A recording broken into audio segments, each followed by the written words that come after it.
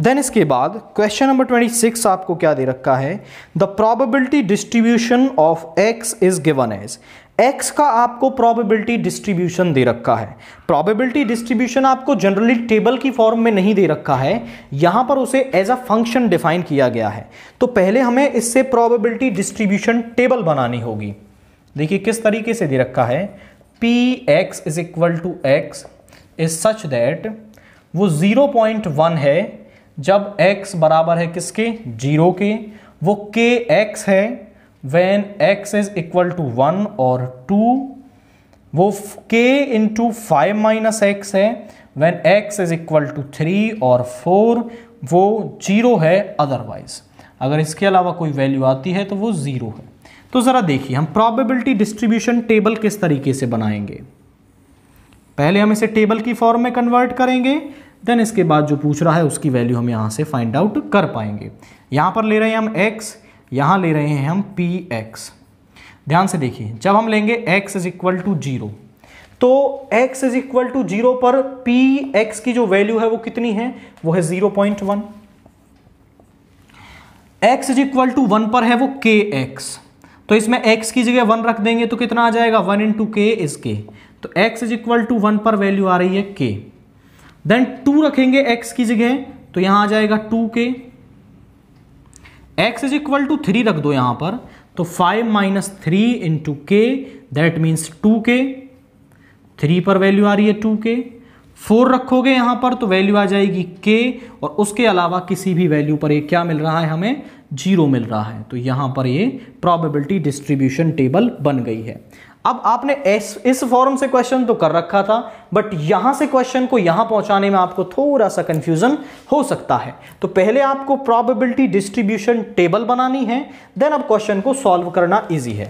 हम जानते हैं कि यहां पर सभी प्रोबेबिलिटीज का जो सम है वो किसके बराबर होता है, 1 होता है। Summation of p xi is equal to 1 for i is equal to 0 to n, या फिर हम 4 बोल देते हैं यहां पर, तो क्या होगा, ये 1 के बराबर होगा। तो सम कर लेते हैं, 0.1 plus k plus 2k plus 2k plus k is equal to 1। तो यहां इस 0.1 को तो इस तरफ ले जाएंगे हम, यहां हो गया 1 2 3 2 5 और 6k। 6k is equal to 1 minus 0.1। 0.1 minus 0.1 किसके बराबर हो जाएगा आपका, 0.9 के।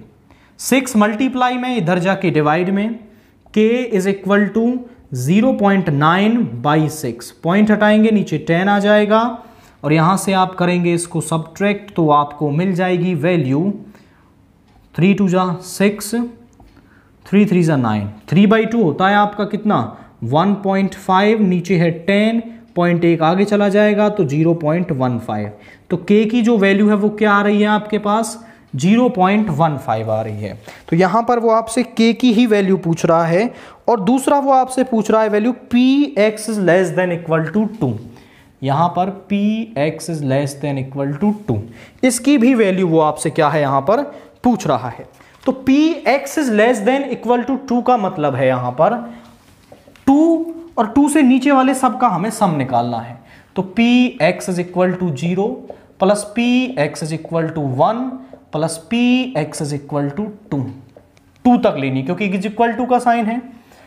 x इज इक्वल टू 0 पर वैल्यू है 0.1, x इज इक्वल टू 1 पर वैल्यू है k, x is equal to 2 पर वैल्यू है 2k।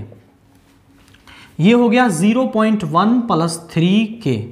k की वैल्यू हमारे पास है वो है 0.15, इसको मल्टीप्लाई करेंगे तो 0.1 प्लस 0.45, इसको इसके साथ ऐड करेंगे तो 0.55, मतलब px is less than equal to 2 की जो वैल्यू है वो है 0.55। और यही दो टर्म्स की वैल्यू आपसे इस क्वेश्चन में पूछ रखी थी कि यहां पर यदि k की वैल्यू आपको मिल जाएगी तो फिर आप किसी भी वैल्यू का यहां पर आंसर निकाल पाएंगे। सबसे मेन जो की पॉइंट है वो है इसमें k की वैल्यू को फाइंड आउट करना। यदि k की वैल्यू आपने निकाल ली फिर किसी भी टर्म की वैल्यू आप यहां पर फाइंड आउट कर सकते हैं।